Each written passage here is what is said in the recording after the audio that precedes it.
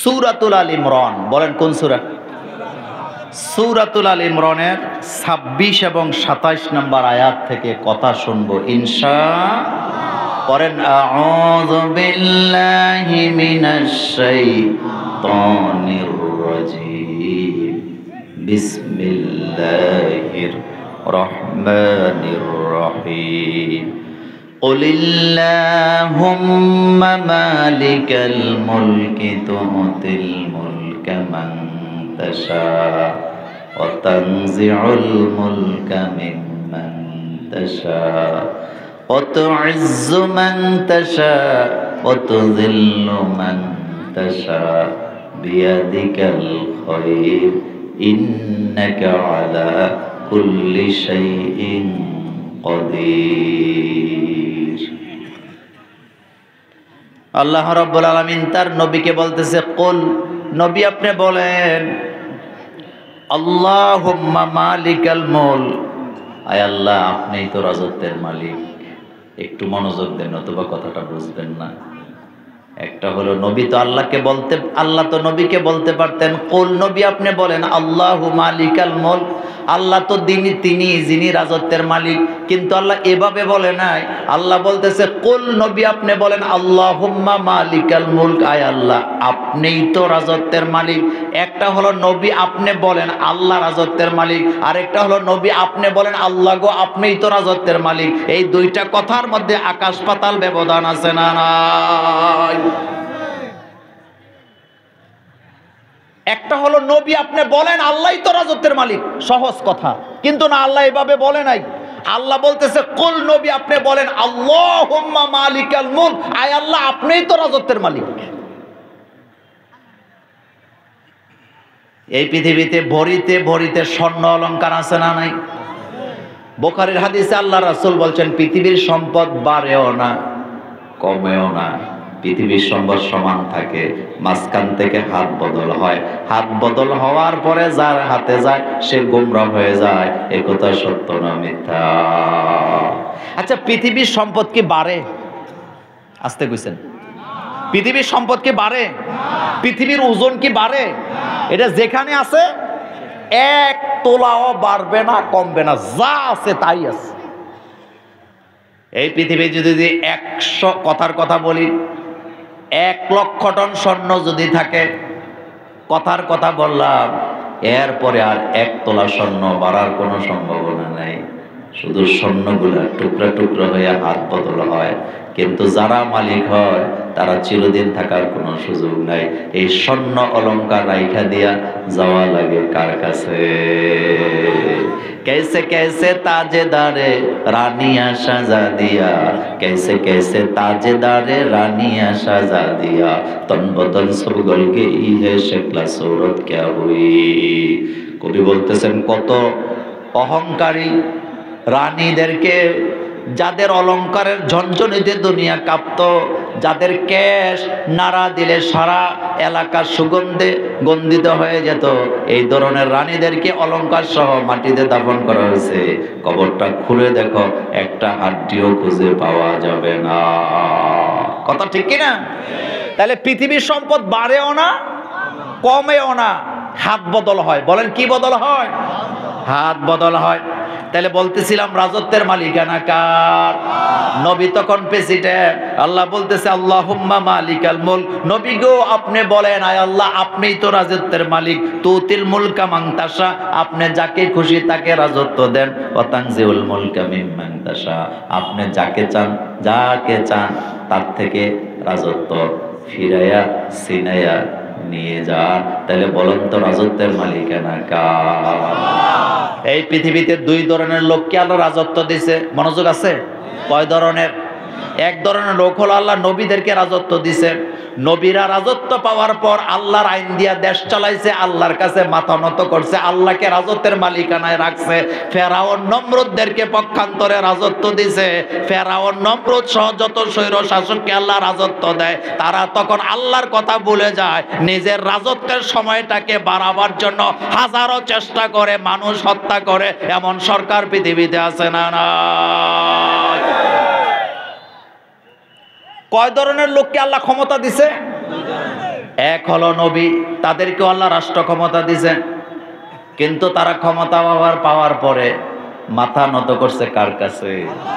হযরত ইউসুফ আলাইহিস সালামকে আল্লাহ রাজত্ব দিছে। রাজত্ব পায়া বলতেছে, রব্বি কদ আতাইতানি মিনাল মুলকি ওয়া আল্লামতানি মিন তাওয়িলিল আহাদিস। আয় আল্লাহ, আমি তো আপনার কাছে রাজত্ব চাই নাই, আপনি আমাকে রাজত্বের মালিক বানাইছেন। রাজত্ব কিভাবে চালাইতে হয় আমি জানতাম না, আপনি আল্লাহ আমাকে শিক্ষা দিয়েছেন। তাইলে বোঝা গেল যেই আল্লাহ জিকির শিখায়, যেই আল্লাহ নামাজ শিখায়, রোজা শিখায়, সে আল্লাহ আবার রাষ্ট্র পরিচালনার পদ্ধতিও শিখায়। সুবহানাল্লাহ। কিন্তু নমরুদ ফেরাউনদেরকে আল্লাহ ক্ষমতা দিছে, তারা ক্ষমতা পাওয়ার পরে মাথা নত করছে না। ক্ষমতা নিয়ে পাগল, ক্ষমতা ছোট করতে চায় না বড় করতে চায়। সেই সিস্টেম আজও দুনিয়াতে আছে না? কবি কি সুন্দর করে বলছেন, পাদশাহ মালে মস্তে মাগরিবে হালে মস্ত, পাদশাহ মালে মস্তে মাগরিবে হালে মস্ত, হবে রোয়া নাজে মস্তে আশেকা দিদারে মস্ত। এই পৃথিবীতে বাদশাহীদেরকে যখন বাদশাহী দেওয়া হয়, রাতের বেলা ঘুমায় না, সারা রাত টেনশন, বাদশাহীটা কিভাবে টিকায় রাখা যায়, বাদশাহীটা কতদিন দখলে রাখা যায়, এই চিন্তা সরকার প্রধানদের মাথার ভিতরে আছে না নাই? কিন্তু মূলত রাজত্বটা কার? বলেন কার? আমাদের বাংলাদেশে মেম্বার হয় কয় বছরের জন্য? একটা গ্রামের একজন মেম্বার দেখাতে পারবেন না যিনি 5 বছরের জন্য মেম্বার হওয়ার পরে, যেদিন ওনার মেম্বারি মেয়াদ শেষ হয়েছে, ওই দিন মসজিদে দাঁড়াইয়া জুমার নামাজে ঘোষণা দিছে, আলহামদুলিল্লাহ ও এলাকার জনগণ, আপনারা ভালোবেসে আমারে 5 বছরের জন্য মেম্বার বানাইছিলেন, আলহামদুলিল্লাহ, ভবিষ্যতে আর একদিনও চাই না, যা হয়েছে শুকরিয়া। এই কথা বলে থেমে যায় এমন একজন মেম্বারও পাবেন না, বরং 5 বছর পরে আবার চেয়ারম্যান হতে চায়। কথা সত্য না মিথ্যা? চেয়ারম্যান আরো 10 বছর চায়, চেয়ারম্যান হইলে এমপি হতে চায়, এমপি হইলে মন্ত্রী হতে চায়, মন্ত্রী হইলে চুরির দান্দা আছে না? তাহলে দুনিয়ার তথাকথিত মানুষকে যখন আল্লাহ ক্ষমতা দেয়, ক্ষমতাকে ছোট করে না বড় করে? সিরিয়ার বাশার আল আসাদ এক পরিবার 54 বছর, কয় বছর? মূর্তি কম বানাইছে না বেশি বানাইছে?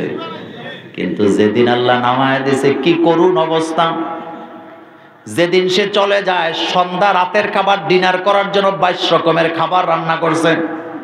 কয় রকম? 22 রকম। কয় রকম? 22 রকমের তরকারি রান্না করা হয়েছে রাতে ডিনার করার জন্য, টেবিলে পর্যন্ত দেওয়া হয়েছে। আপনারা এখনো ইন্টারনেটে ঘাটলে পাবেন। কিন্তু খেতে পারে নাই, কান্দরে নামায় দিছে কে? রাজত্ব কার? এটার একটা উপমা দিই আপনাদেরকে। আপনাদের এলাকার সবচেয়ে ধনী যেই লোকটা, মনে করেন আমার সভাপতি সাহেব, ওনার কথা বলি, উনি খুব ভালো মানুষ। সভাপতি সাহেব আপনাদের এলাকায় 100 একর জায়গার মধ্যে একটা বাড়ি বানাইছে। কয়শো একর? মনোযোগ আছে তো? কয়শো একর? এটার ভিতরে একটা ডুপ্লেক্স বাড়ি করছে, এই বাড়ির সামনে একটা গ্যারেজ করছে, আবার পার্কের মতো একটা জায়গা সাজাইছে বাচ্চাদেরকে খেলাধুলা করার জন্য, ভিতরে একটা বড় সুইমিং পুল বানাইছে, গোলাপের চাষ করছে এক জায়গায়, সূর্যমুখী এক জায়গায়, হাসনা হেনা এক জায়গায়, রজনীগন্ধা আরেক জায়গায়, এইভাবে করে বাড়িটারে সাজাইছে। এত সুন্দর বাড়ি, গাড়িগুলো একদিক দিয়ে ঢুকে আরেক দিক দিয়ে বেরিয়ে যায়। আমি শুধু বোঝানোর জন্য বলি, এত বড় বাড়ি বানায়া উনি আমারে ডাকছে, মোল্লা ভাই আমি 2 বছরের জন্য বিদেশ যাচ্ছি, আপনি আমার বাড়িটা একটু পাহারা দিবেন। এই যে উনি আমারে 2 বছরের জন্য বাড়িতে দিয়ে গেছেন, এই বাড়ির মালিক কি আমি না সভাপতি? তাহলে আমি হইলাম কেয়ারটেকার, আমি কি ক্ষণিকের জন্য আমি মালিক, আমার হাতে চাবি, আমার হাতে কি, আমি তালা খুলে আপনাদের এলাকার লোকেরা, এই মুরব্বীরা সহ যারা যায়, আমি ঢুকতে দেই, আমি বাইর করি। কিন্তু উনি যখন বিদেশে চলে গেছে, আমি ওনার শখের ড্রয়িং রুম, এমন ড্রয়িং রুম যেখানে 200 লোক বসতে পারে, ওই ড্রয়িং রুমের মাঝখানে একটা বাথরুম বানাইছি। মনোযোগ আছে? কি বানাইছি? বাথরুম বানায়া পানির ট্যাঙ্কিটা ওনার শখের সুইমিং পুলের মধ্যে দিছি। গোলাপের বাগানের কাছে যাইয়া আমি আবনা গাছ লাগাইছি, দৈন্যা চাষ করছি। আমার কলেজের ভাইয়েরা, ওনার আম গাছের জায়গায় কাঁঠাল গাছ নিয়েছি, কাঁঠাল গাছের জায়গায় আম গাছ নিয়েছি, যে রাস্তাগুলো বানাইছিল কোবায় সব শেষ করে দিছি। উনি যেদিন ফেরত আসবে এটার ভিতরে যখন ঢুকবে আমাকে রাখবে না বাইর করবে?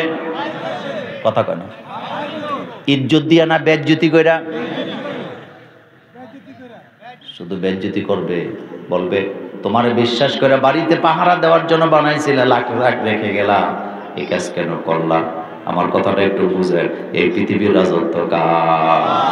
কিন্তু যারা রাজত্ব পায় তারা জমিনকে কেটে ছারখার করে দেয়, পাহাড় কাইটা সমতল ভূমি বানায়, খালগুলাকে ভরাট করে বাড়ি বানায়, নদীগুলাকে বালি উঠাইয়া বালি খেকরা জনমের মতো ধ্বংস করে দিছে।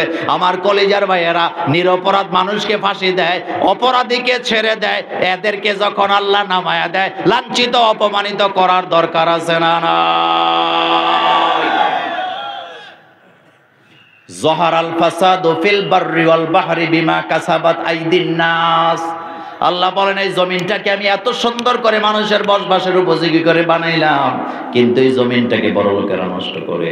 একটু মনোযোগ দেন। আমার দেশে একটা কথা আছে, শক্তের বক্ত জোরে কর না। এ কথা সত্য না মিথ্যা? কিভাবে সত্য আমি আপনাকে প্রমাণ দেই। ব্যাংক থেকে 1000 কোটি টাকা ঋণ নিছে এক বড় লোক। কয় হাজার? নেওয়ার সময় নিয়ত করছে আর দেবো না। আপনি 50,000 টাকা ব্যাংকের থেকে ঋণ নেন, আপনি না দিয়ে বাঁচতে পারতেন না, কিন্তু 5,000 কোটি টাকা নিয়ে মাইরা দেয়, এমন রাঘব বোয়াল বাংলাদেশে আছে না? নাই। এবার খেয়াল করেন, 5,000 কোটি টাকা ব্যাংক থেকে ঋণ নিয়া আপনাদের চাটখিলের সবচেয়ে বড় যেটা বিল, সেই বিলের মধ্যে বিরাট বড় একটা ফ্যাক্টরি দিয়া, ওই ফ্যাক্টরির ধোঁয়া দিয়ে অক্সিজেন নষ্ট করে, ওই ফ্যাক্টরির বর্জ্য দিয়ে নদীর পানি নষ্ট করে এলাকা শেষ। তাদের বিরুদ্ধে গভর্নমেন্টের অথবা প্রশাসনের কোনো ব্যবস্থা নাই, কিন্তু গরিব মানুষ একটা রিক্সা চালায়, হাতে একটা সকেট লাগাইয়া কারেন্টে চার্জ দেয়, আর মন্ত্রীরা ওখানে বৈশা বৈশা কয় অটো রিক্সা চলবে না, এইগুলো চললে পরে কারেন্ট খাইয়া পালায়। এমন দুর্নীতিবাজ বাংলাদেশে আছে না? না। তো যেই লোকটা 5,000 কোটি টাকা লোন নিয়ে পরিবেশ নষ্ট করলো, দুনিয়া ধ্বংস করলো, তার বিরুদ্ধে কথা নাই। আর একজন রিক্সাওয়ালা একটা ব্যাটারি চার্জ দিলে কারেন্ট শেষ হয়ে যাবে, এটা জুলুমবাজ লোক ছাড়া কেউ বলতে পারে না। কথা কি সত্য? আচ্ছা, আরেকটা কথা বলি।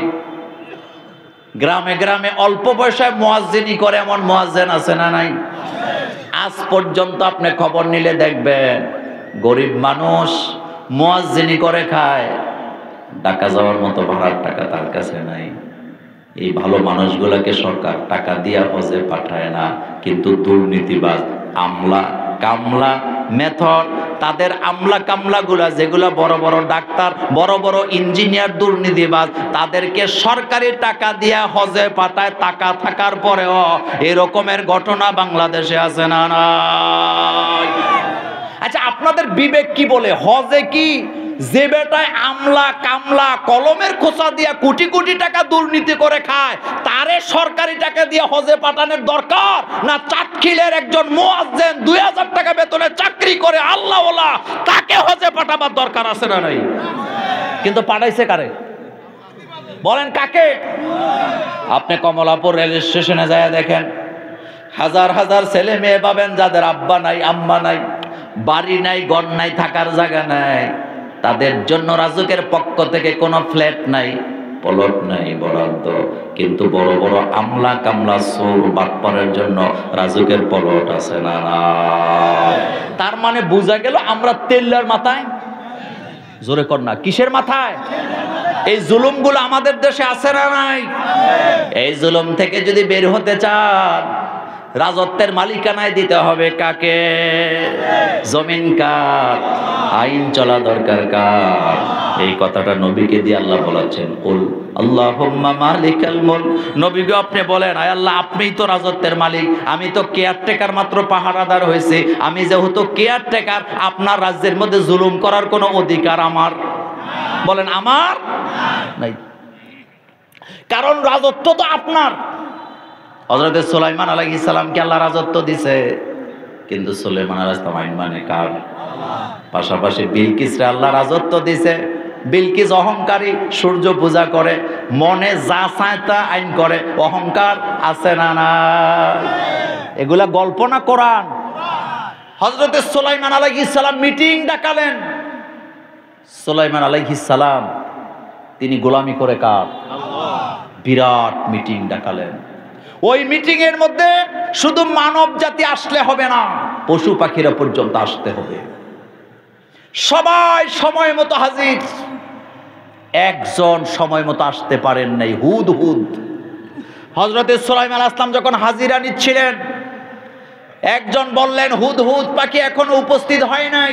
হযরতে সুলাইমান আলাইহিস সালাম বলেন, সে যখন আসবে আমি তাকে হত্যা করব, কারণ আমি তাকে সময় দিয়েছি মিটিং এ সময় মতো আসার জন্য, কেন আসে নাই আমি তাকে হত্যা করব। ঘোষণা দেওয়ার পরে হুদহুদ পাখি হাজির। হযরতে সুলাইমান আলাইহিস সালামের সামনে এসে হুদহুদ পাখি থরথর করে কাঁপতেছে। হযরতে সুলাইমান আলাইহিস সালাম প্রথম কথাটাই বলতেছে, সময় মতো কেন আসলি না? আর আমার দেশের মিটিং ডাক দেয় 2টায়, নেতা আসে 5টায়। কথা কন না কেন? নেতা কয়টায় আসে? 5টায়। যেই দলের সময়ের জ্ঞান নাই, ওই দল কখনো দেশকে উন্নতি করতে পারবে না।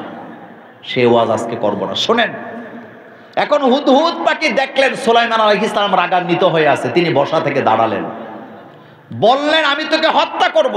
হুদহুদ পাখি বলতেছে, সুলাইমান আপনি যদি আমার কথা না শুনে আমাকে হত্যা করেন, আপনি আফসোস করবেন, কারণ আমার কাছে এমন এক সংবাদ আছে যেটা শুনলে আপনি আশ্চর্য হয়ে যাবেন। সুবহানাল্লাহ আসে না? হযরতে সুলাইমান আলাইহিস সালাম কয়, তুমি আমাকে থামাবার জন্য বলতেছ, যদি একটা শব্দ মিথ্যা প্রমাণ হয় আমি তোরে এমন শাস্তি দিব যেই শাস্তি কেউ কাউকে দুনিয়াতে দেয় না। হুদহুদ কয় না, আমি একটা কথা মিথ্যা বলবো না। তো সুলাইমান বলতেছে, কি দেখে আসছো বলো। এখন বলতেছে, আমি সময় মতো রওনা দিয়েছিলাম আপনার মিটিং এ আসার জন্য, কিন্তু আমি যখন শাম দেশের উপর দিয়ে আসতেছিলাম দেখলাম একটা মিটিং চলতেছে। মিটিং এর সভাপতি হলো রানী বিলকিস। মনোযোগ আছে? কি?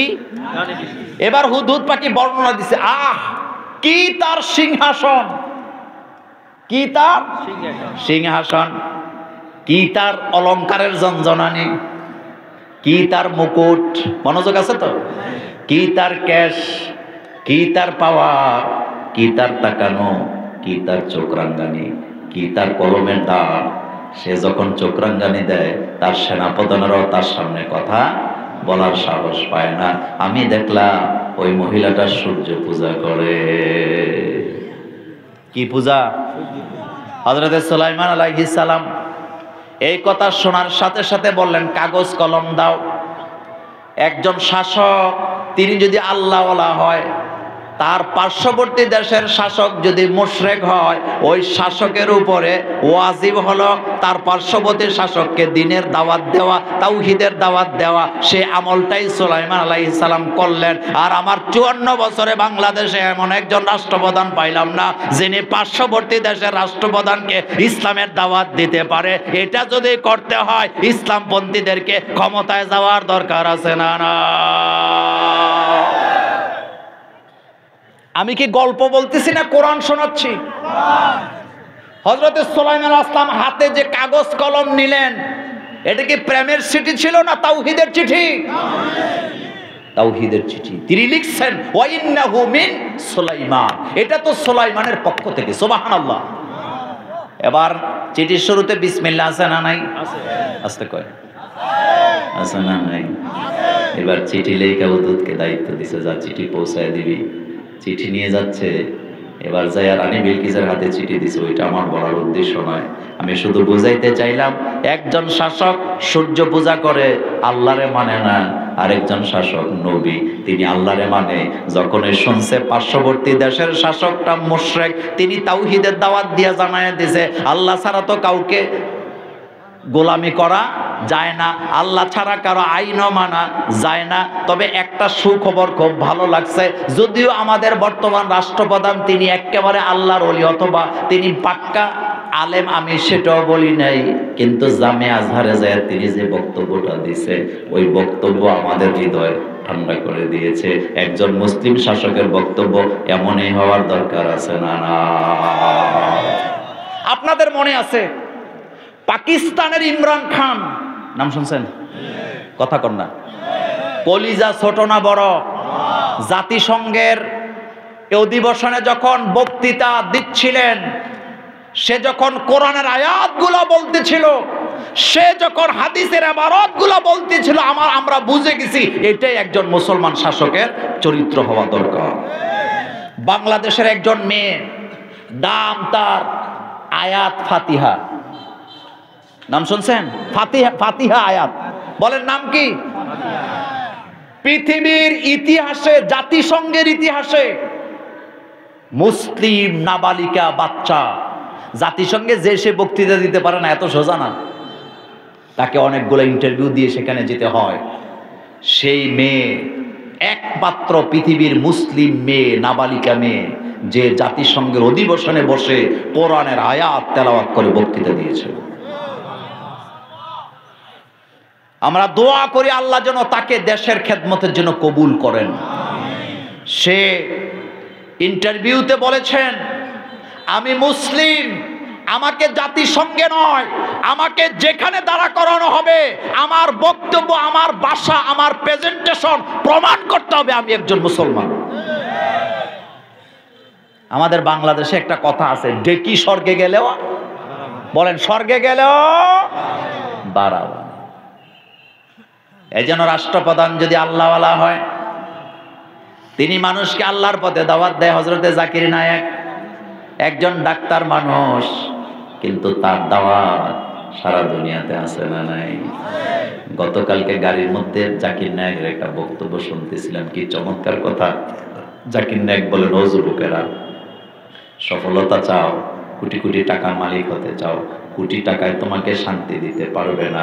যদি দিতে পারতো, ইলন মাস্কের মতো বড় বড় ধনী যারা, তাদের সংসার কখনো ভেঙে যেত না।